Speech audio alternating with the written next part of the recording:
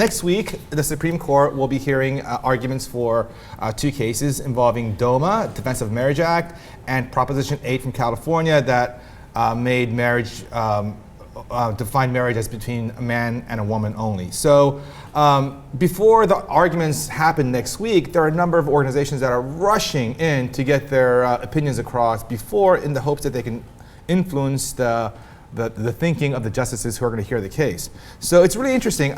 Most people seem to be on the side of gay marriage. They're in support of it. So we have the American Academy of Pediatrics. It's represented by 60,000 doctors, and they stated that whether a child is raised by gay or straight parents has no effect on development. And I mean, I think that's terrific, right? Yeah, it's a big deal for them to come out with that study that says that. I mean, because there's been a lot of talk without any evidence to back it that, oh, you know, that a lot of states say, oh, you know, gay couples can't adopt children. But this study shows that they say that it does not have any effect whatsoever. And the idea that, you know, when they did this survey of all these studies, they found that I think maybe 2 out of hundreds of studies showed that there was not necessarily a benefit to kids being raised in a two-parent home, even if they're same sex.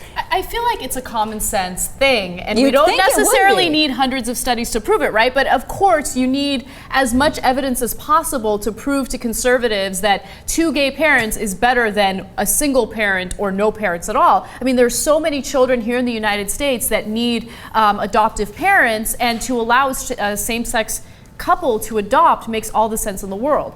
Yeah, and to the extent that kids who grow up in a home with gay parents, they have a hard time. Well, it's because of fuckers like you who are giving them a hard time. You know, I mean, if they just calmed down and treated them the same, they wouldn't have a hard time at all. I mean, that's like saying back, you know, in the 50s, well, kids of interracial marriages have a hard time because they're ridiculed. Yeah, but people like you who are assholes, exactly. You know? So that's a ridiculous comment. And secondly, studies have shown that kids who grow up in households that are run by lesbian parents do better than the average child.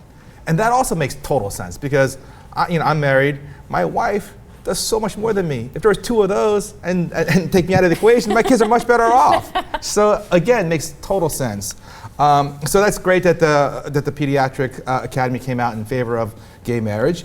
And then, this is great too, over 100 corporations, including Google, Nike, Estee Lauder, and Goldman Sachs even signed legal briefs in support of gay marriage.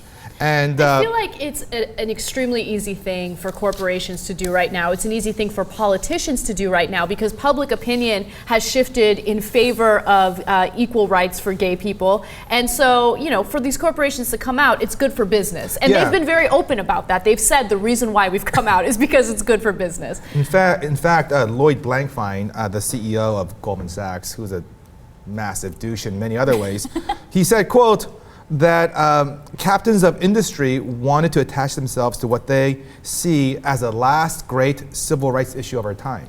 So, I mean, on that one, he's 100% correct. Well, I don't know if it's the last one, but it's certainly, you know, it's a major civil rights issue of our time, and I'm glad that so many people are coming out on the right side of it. Well, and also the Starbucks CEO. Oh, yes. I don't know if you saw that, but at his shareholders meeting earlier, one of the shareholders got up and said, you know, this is stupid. We should not be coming out in favor of these political issues, these cultural issues. And the Starbucks CEO basically said, hey, dude, if you can get a 38% return on any other stock, then I encourage you to sell your stock because we're going to do this. It is the right thing to do. Mm-hmm. I like Starbucks.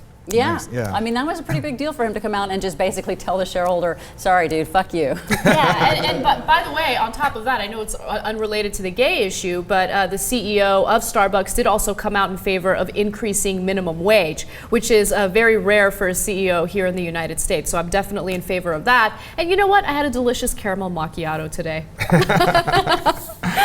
And I love this part because I'm a big sports fan. There are a lot of athletes that are now coming out in support of gay marriage. There's Rashad Evans. He's an MMA fighter. I don't watch MMA, so I don't know who he is, but that's great. Chris Kluwe, he's a punter for the Minnesota Vikings.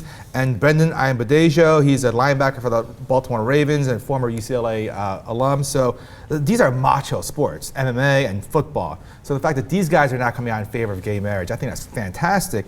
And in fact, Rashad Evans made that point. He said, look, this is a macho sport. You're supposed to be super macho.